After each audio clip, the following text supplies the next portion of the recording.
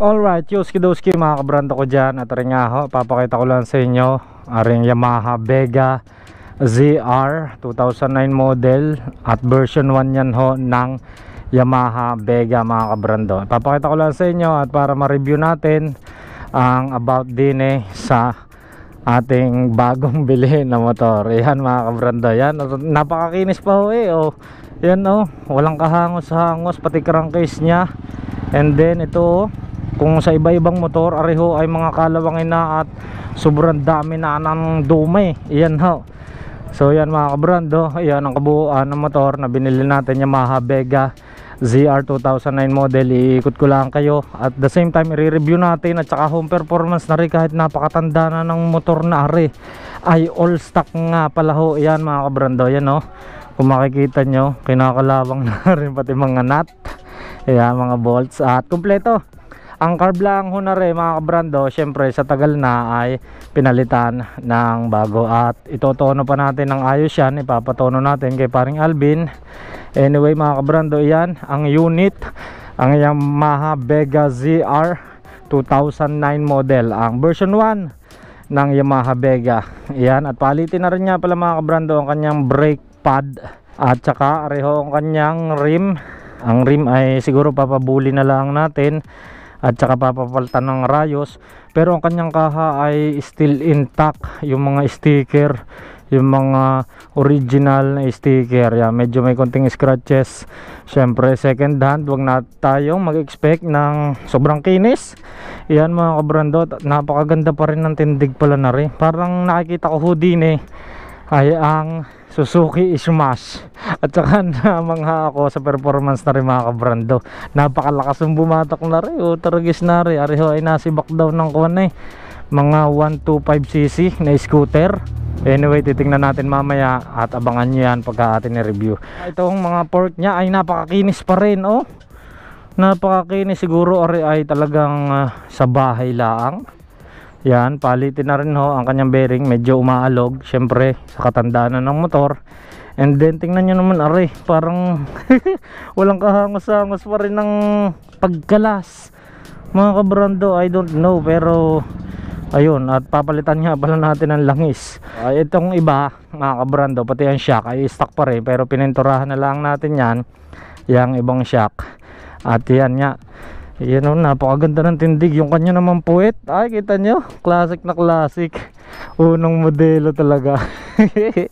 At saka ito na pagkahuari ating ni-restore at napaganda. Ay ko po naman, ang hilig naman natin sa version 1. Yan kagaya ni Baby Telelot at saka ni Baby Jet, puro version 1 yan mga kabrando.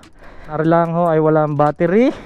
And then ang ilaw ay pinalitan na natin dahil pundido na yung kanyang ilaw, pero pag may battery yan gumagana At saka ang kanyang signal light ay gana din parehas mga kabrando. Hindi ko alam kung ba't ako napahilig talaga sa yung mga old model na motor, pero digat nga nung nakaraan ay tayo tumingin sa Laurel ng Honda Dio, pero ang dami pang ipapagawa. Unlike Houdini sa ating nabili na pero hindi ko alam mga kabrando kung ikikip natin or ating ibebenta.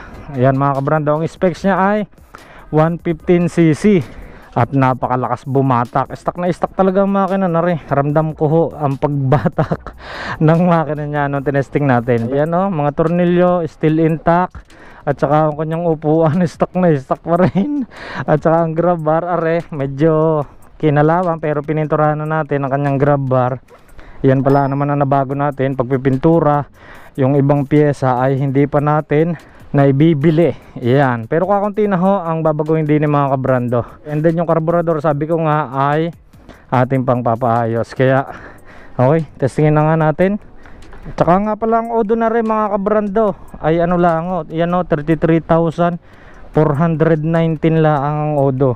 So wala na siyang gas, kaya papagasan na rin natin. At the same time tetestingin natin ang kanyang performance kahit napakatanda na ng motor na Okay, puandar rin lang natin. Hindi ko alam kung makakailang sipa ako din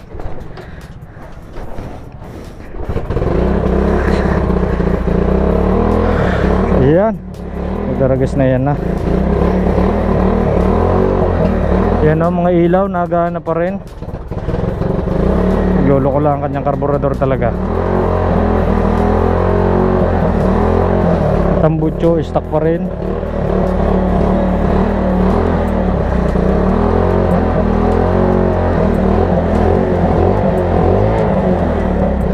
Okay, testingin nga natin doon. Namamatay. Ayaw. So yung likod na preno nga pala ay ating inayos din. Binili natin ng brake arm. Yan no. Napakalakas bumatak na rin mga kabrando. Ako'y kuwan ho din eh. Hanga din ako din eh sa batak ng motor na rin. Ay na parang nagano ng katawan ko. Nagano, naiiwan. Lakas bumatak ay hindi pa ho tono ng ayos ang karburador. Hindi pa natin malimihang dalhin kay paring Alvin. Pero sa mga susunod na araw ay dadali natin. Ang lakas ng preno.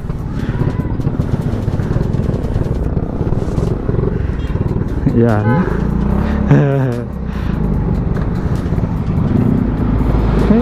Atin lalaroin ang kanyang silinyador at mamatay. Okay. Yan. Lakas bumatak na rin mga kabrando.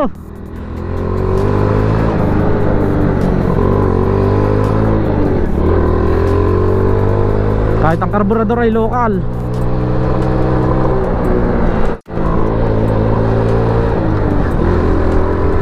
Yan o, testingin natin ang kanyang performance. Hindi lang nagana nga pala speedometer at putol siguro cable. Yan yung pagka nadalhan natin na rin kay paring Alvin ay papaayos natin yung mga dapat ipaayos din eh. Oh, smooth. Gagasan muna natin mga kabrando.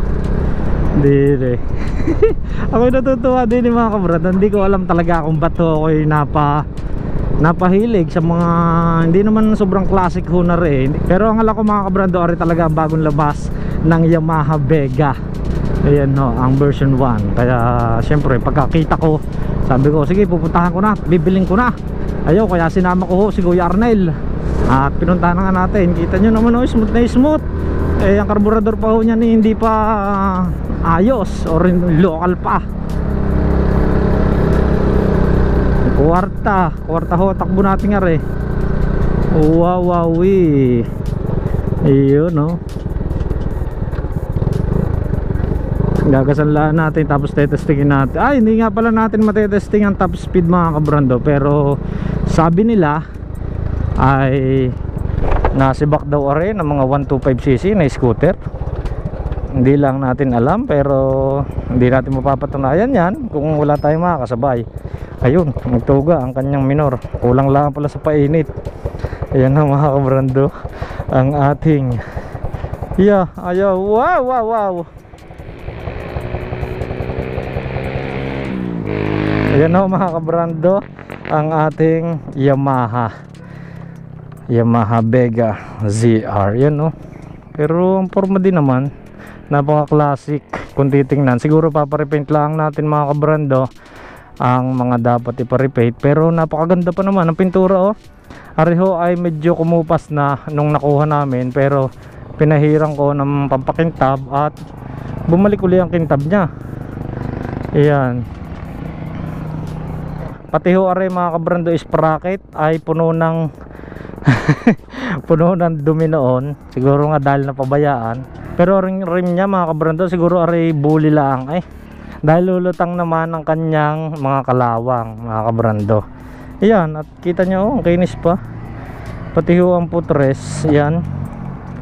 Sa sobrang tagal na ho ng motor, imposibleng dapat palitin na ho are. Pero ayan ho, hindi talaga hindi talaga pinabayaan ng may-ari. Yan no. Yan lang masasabi ko mga kabrando. At ako naman ay nasiyahan sa pagbili natin din sa Yamaha Vega ZR na are version 1 carb type. Dahil ang mga bagong labas ngayon ng Yamaha Vega ay FI na. Iyan. Wala lang mga kabrando, sinare ko lang. At ako'y natutuwa ho din sa ating nabiling are. Pero hindi ko sigurado mga kabrando kung atin nung ikikip are or ibebenta rin natin. Malaman na mga kabrando, basta i-update ko kayo kung ano mangyayari. Oh, napakakinis pa rin ang kaha. Siguro pagka binuli or ayun, buli o siguro repaint. Pero parang hindi pa rin naman repaintin ang style na Mario. Okay mga kabrando, let's go. Pagasan na natin yan at istak na istak pa ang tambutso. At ang tunog pala ng tambutso niya ay gayon. Kaya pala may mga butas-butas din kaya pala gayon, parang pangit ng tunog. Pero yun mga kabrando. Parang gusto ko talagang ikipare kaysa ibenta. Ako'y natutuwa ho basahod sa mga garne. Ako'y napaibig talaga sa mga classic na motor. Hindi ko lang kung bakit. Aba, ay talaga naman si Kabrando. Ayan no. Sarap na rin pagka pinapurma. Lalo na yung mga tornilyuhan niya sa flarings mga Kabrando. Ay talaga hong kuwan, intact na intact. Wala hong loose threads ang tornilyuhan niya sa mga flarings. Oh, smooth ding ikambyo. Parang nga nagdadrive lang tayo ng smash. Garniho ang mukha ng smash At saka mga kabrado, ang kagandaan din sa nabili natin nga ay nakarehistro. Kompleto ang papel niya. Rehistrado ho are. Kaya wala tayong problema kung ma-checkpoint kung may checkpoint man diyan sa bandang una diyan, ay wala tayong problema din Ay sadyang ang karburador lang ay kailangan ito no. Nagana naman ang kanyang flasher. Yan ho, gumagana. Pati ang kanyang indicator light, yun ho, kanyang flasher gumagana. Kaya ako natuwa din kahit walang battery pala, ina-under array. Okay, pagasan na natin din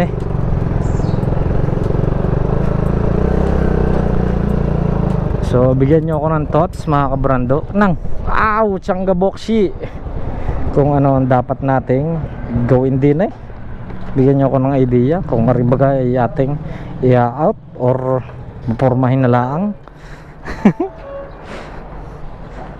Stock na upuan at saka din ang susian. Talaga classic na classic dahil ang iba din sa gilid. Yan, din na sa gilid niya ng mga labas ng susian ayan reho, din sa puwitan. Kailangan mo pang pumunta din gagayan ka pa. Papagasan lang natin ng 50 at napakatipid naman ho na rin. 50 pula, 50 lang pula. Ayan pati ang kanyang loob halos bago pa, hindi mo halatang luman-luma na talagang inalagaan are. Nakakita ka na ng garning motor boss? Vega, yung kauna-unahan. Kung kauna na, may mga nadaan ka dito? Parang wala no? Parang ito pala lang Kaya nga, ako rin walang nakitang nadaan dito. Marami yung ganyan sa Quezon. Sa Quezon? Ano po, mga pangarera. Kaya nga, balak ko nga rin papurmahin classic. Ay, nakita niyo po. Hindi na, arengo ng labas. Sa Quezon nga, siguro marami noon. One click nung mapahinit ang makina. Okay, let's do this. Balik na ulit tayo.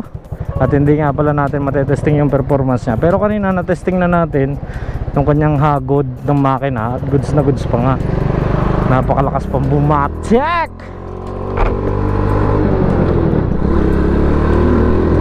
Ayan no, may air cleaner pa ho kaya garne.